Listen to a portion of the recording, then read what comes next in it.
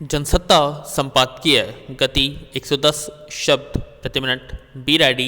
3, 2, 1 start. Lok Sabha में मंगलवार को वित्त वर्ष 2022-23 का प्रस्तावित बजट पेश कर वित्त मंत्री ने स्पष्ट संदेश दे दिया है कि सरकार रियायतों के रास्ते पर नहीं बल्कि सुधारों के रास्ते पर चलेगी। स्टॉप। प्रस्तावित बजट अर्थव्यवस्था की तात्कालिक ज़रूरतों से ज़्यादा आने वाले 25 साल को ध्यान में रखकर बनाया गया है। जाहिर है बजट में सारा जोर ऐसे सुधारों और उपायों पर केंद्रित है जो दूरगामी और स्थायी नतीजे देने वाले हों। इसके लिए ढांचागत विकास परियोजनाओं को रफ्तार देने की बात है।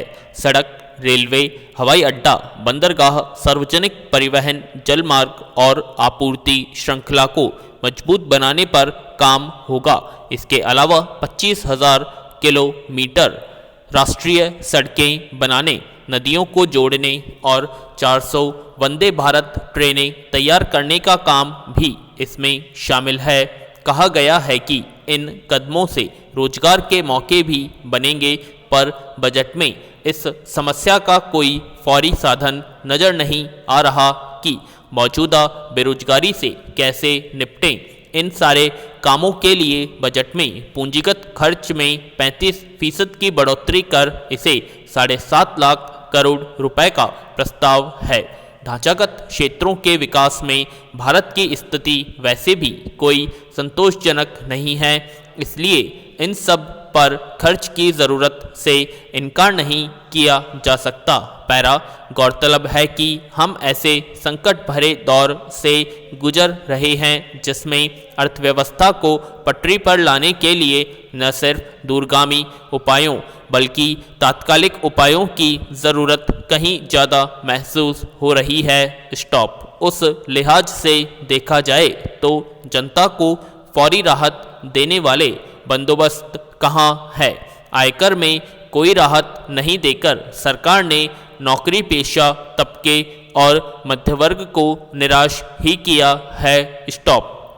इससे यह साफ हो गया है कि सुधार को दीर्घकालीन कोशिशों में कड़वी गोली तो मध्यवर्ग को ही खानी पड़ेगी। करदाताओं का दायरा बढ़ाने के उपायों पर कुछ होता नहीं दिख रहा। हाँ, प्रस्तावित बजट में बैंकिंग और वित्तीय क्षेत्र के डिजिटलीकरण की दिशा में तेजी से बढ़ने की बात साफ है।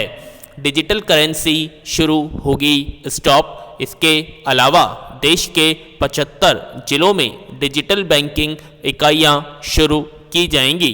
भले आभासी मुद्रा को कानूनी वैधता प्रदान न की गई हो, पर उससे होने वाली कमाई पर 30% कर लगाकर सरकार ने अपनी मंशा साफ कर दी है। स्टॉप। पैरा। बजट किसानों को भी उतना ही निराश करने वाला है जितना कि मध्य वर्ग को।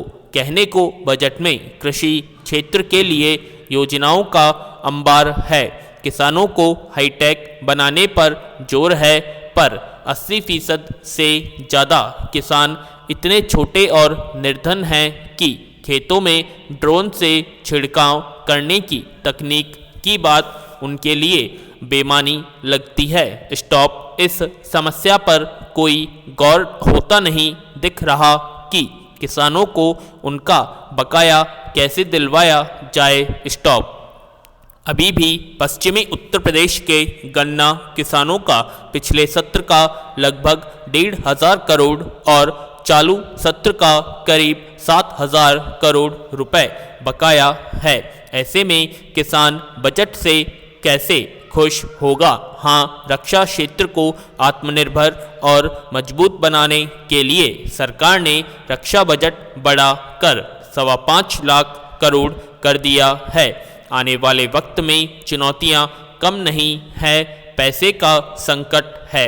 हालात को देखते हुए सरकार विनिवेश का लक्ष्य घटाकर अब मात्र 78,000 करोड़ रुपए पर ले आई है, जो पिछली बार 1.25 लाख करोड़ रुपए था। स्टॉप।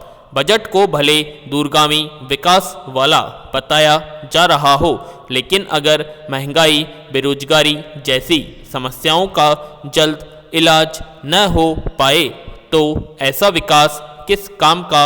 स्टॉप। पैरा। निर्वाचन आयोग ने चुनाव प्रचार संबंधी प्रतिबंधों की अवधि 11 फरवरी तक और बढ़ा दी है। स्टॉप। हालांकि इसमें कुछ शर्तों को लचीला बना दिया गया है। मसलन घर घर जाकर प्रचार करने के लिए लोगों की संख्या 10 से बढ़ाकर 20 कर दी गई है। जनसभाओं में लोगों की तादाद अधिकतम 1000 कर दी गई है। कोविड की ताज़ा स्थितियों के मद्देनज़र निर्वाचन आयोग ने यह फैसला किया है। स्टॉप। 11 फरवरी तक किसी भी पार्टी को पदयात्रा, रैली, जुलूस, साइकिल, मोटरसाइकिल यात्रा वगैरह निकालने की इजाज़त नहीं होगी। यानी उत्तर प्रदेश में मतदान का पहला चरण समाप्त हो चुका होगा। दूसरा चरण 14 तारीख से है, जिसके लिए वैसे ही 2 दिन बाद केवल घर घर जनसंपर्क की इजाज़त रह जाएगी। स्टॉप। 14 तारीख को तो उत्तर प्रदेश के अलावा दूसरे राज्यों में भी मतदान होगा। हालांकि पहले से चले आ रहे प्रतिबंधों के बावजूद जिस तरह से राजनीतिक दलों ने निर्वाचन आयोग की नज़रों में धूल झोंकने का भरपूर प्रयास किया, वे ताज़ा फैसले के बाद नहीं करेंगे, इसका दावा करना मुश्किल है। नए आदेश में तो फिर भी निर्वाचन आयोग ने कुछ लचीला रुख दिखाया है। किसी जनसभा के लिए 1000 लोगों की भीड़ एक ऐसी संख्या है जिसमें 1000 की भीड़ को गिनना आसान काम नहीं है। उसमें 2 से 5000 तक लोगों को समाहित करने की कोशिश की जा सकती है। स्टॉप। पैरा। यों भी राजनेताओं को भीड़ देखकर ही उत्साह बनता है, इसलिए जिस समय 10 लोगों के साथ लेकर घर घर जाकर प्रचार करने की इजाज़त थी, उस समय भी सैकड़ों लोगों को साथ लेकर चल रहे थे। स्टॉप। उसमें मुंह ढकने और उचित दूरी का पालन करने की जरूरत शायद कोई नहीं समझ रहा था। पिछले दिनों पश्चिमी उत्तर प्रदेश के कुछ शहरों में जब केंद्रीय मंत्री ने घर घर जाकर प्रचार किया और उसमें बेतहाशा उमड़ी भीड़ देखी गई और लोगों ने ऐतराज जताया, तो उन्होंने अपना प्रचार अभियान रोकना पड़ा। स्टॉप। दरअसल निर्वाचन आयोग की यह शर्त कई नेताओं के साथ व्यावहारिक रूप में लागू करना संभव नहीं हो पा रहा था।